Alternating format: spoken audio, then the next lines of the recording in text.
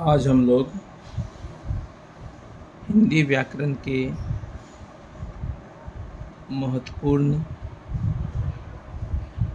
Chapter का अध्ययन करने वाले हैं, जिसका शीर्षक है संधि। प्रत्येक प्रायोगिक परीक्षाएं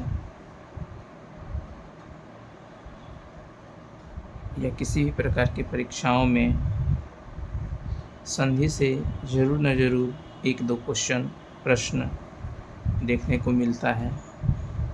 तो आइए हम लोग संधि की परिभाषा, संधि कितने प्रकार के होते हैं और प्रत्येक प्रकार की परिभाषा और ट्रिक के माध्यम से आज संधि का अध्ययन करेंगे।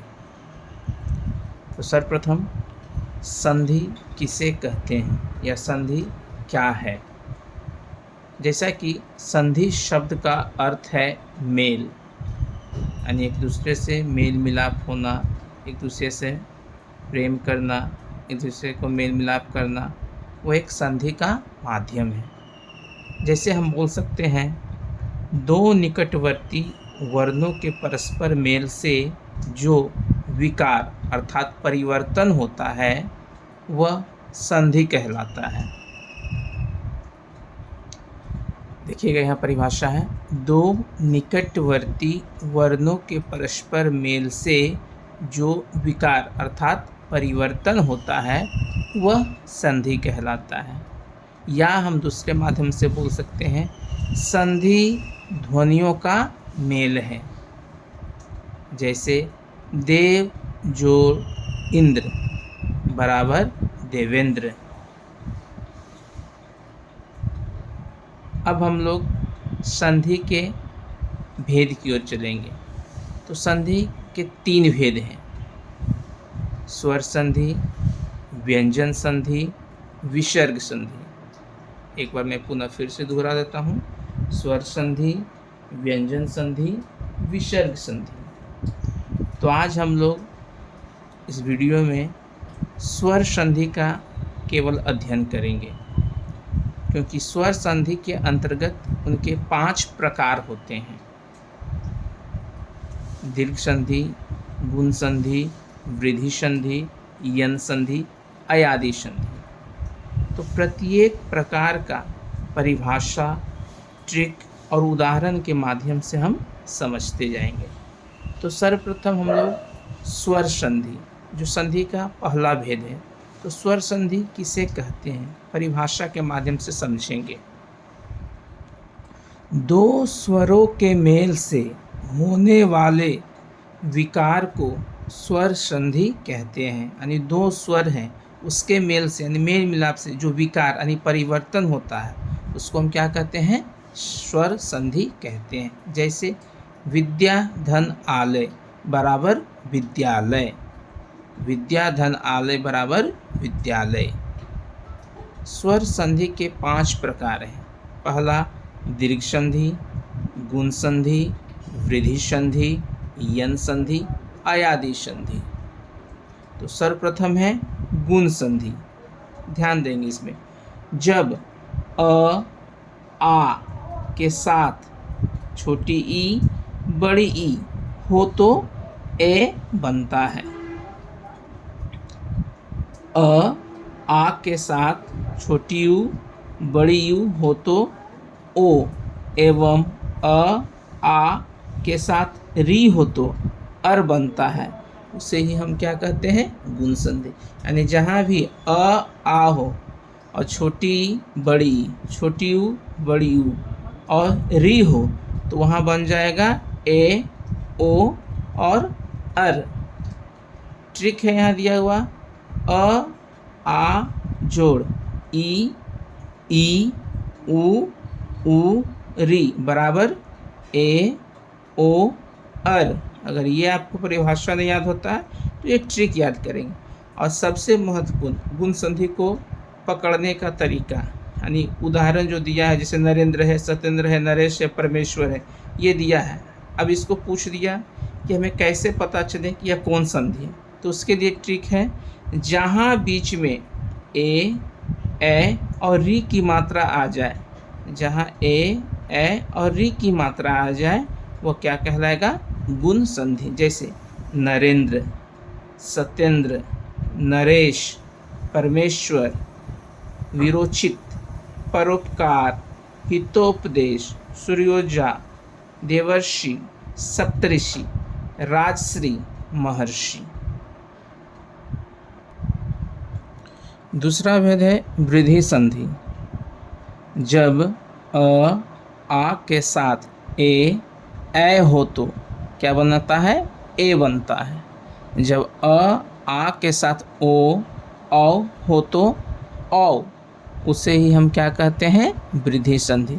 इसका भी ट्रिक है आ जोड़ ए ओ बराबर ए और औ, यानी कभी भी डबल मात्रा यानी दोबारा दो मात्रा दिखे वो आपको क्या कहलाएगा? वृद्धि संधि। यानी जहाँ कहीं भी उदाहरण में दिया हुआ है जैसे एक, मत्येक, सदैव, महर्षि, महोज, वनौषधि, जहाँ भी डबल मात्रा यानी दो मात्राएं दिखे वो किसके अंतर्गत आएगा? वृद्धि संधि के अंतर्गत आएगा। तीसरा है यन संधि। यन संधि में देखिए, जब छोटी ई बड़ी ई के साथ कोई अन्य स्वर आए, ध्यान देना है यहाँ, कोई अन्य स्वर आए तो वह य बन जाता है। जब ऊ के साथ कोई अन्य स्वर आए तो वह व बन जाता है, और जब री के साथ कोई अन्य स्वर आए तो वह र बन जाता है। जैसे ट्रिक में यहाँ दिया हुआ है ई ऊ री धन आ उ ए बराबर य या यू ए बराबर य, व वा वी वे बराबर व, र रा री बराबर र। यानी कोई न कोई अधूरा शब्द होगा। अगर यन संधि को हमको पकड़ना है, उदाहरण अगर दिया हुआ है कि यन संधि में क्या है, कौन सा है, अगर उसको हमको पकड़ना है तो ध्यान देना कोई न कोई आपको अधूरा शब्द इसमें मिलेगा ही मिलेगा। जैसे अत्यधिक, इत्यादि, न्यून, प्रत्येक, स्वागत, अन्वय। यहाँ देखिए य व र सेंटर में हमेशा रहेगा, यानी बीच में रहेगा।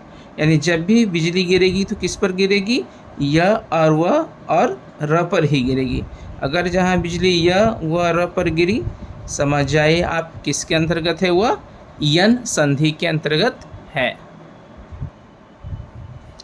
चौथा है अयादि संधि। जब ए ओ औ के साथ कोई अन्य स्वर हो तो ए में बदल जाता है, ए आई में बदल जाता, ओ औ में और औ आओ में बन जाता है। जैसे आई आई, औ आओ अवी आवी आवू। जैसे नयन, शयन, नायक, गायक, गायन, नायिका, गवनी, पावन, पावक, भावन, नाविक, भावनी, भावुक, श्रवण, पवित्र। लेकिन एक ध्यान देने की योग्य बात है, इसमें नोट करके आप याद कर लीजिएगा। अव, अवि, ये तीन शब्द ही मुख्यतः रूप से पकड़ो। ये जहाँ कहीं भी बीच में देख लो, उत्तर क्या होगा आपका? अयादि संधि आएगा। यानी बीच में हमको क्या पकड़ना है? अवि, जहाँ कहीं भी ये बीच में आ जाए वो आपका अयादि संधि का उदाहरण होगा। और सबसे अंत में है स्वर संधि का पांचवा प्रकार, दीर्घ संधि। दीर्घ मतलब लंबा। जब आ के साथ आ हो तो आ हो जाता है, ई के साथ ई हो तो ई, एवं ऊ के साथ ऊ हो तो वह ऊ बनता है। ट्रिक दिया हुआ है आ छोटी ई बड़ी ई, छोटी यू बड़ी यू, प्लस आ छोटी ई बड़ी ई, छोटी यू बड़ी यू बराबर आ, यानी आ बराबर आ, ई बराबर ई, ऊ बराबर ऊ। यानी दीर्घ मतलब होता है बड़ा, यानी हर जगह किसकी मात्रा आपको मिलेगी? बड़ी मात्रा मिलेगी, यानी बड़ी मात्रा का प्रयोग है। जहाँ भी बड़ी मात्रा का प्रयोग हो या लंबा समय लगे उसको बोलने में, वो क्या कहलाएगा? दीर्घ संधि। जैसे स्वार्थी, वीरांगना, मतानुसार, देवालय, नवागत, परीक्षार्थी, सीमांत, दिशांतर, महात्मा, विद्यालय, वार्तालाप, कविंद्र, मुनिंद्र, रविंद्र, परीक्षा, हरीश। और ध्यान दीजिएगा, कविंद्र और रविंद्र कभी कभी आपका गलत भी हो जाता है। रविंद्र इस तरह से अगर लिखा हुआ है तो वो गलत है, और सही इस तरह से होगा, रविंद्र। तो आज हम लोग इस वीडियो के माध्यम से संधि क्या है, संधि के कितने भेद हैं और स्वर संधि के अंतर्गत कितने प्रकार हैं, उसका हम लोगों ने अध्ययन किया। अगले वीडियो में हम लोग व्यंजन संधि को ट्रिक के माध्यम से समझेंगे।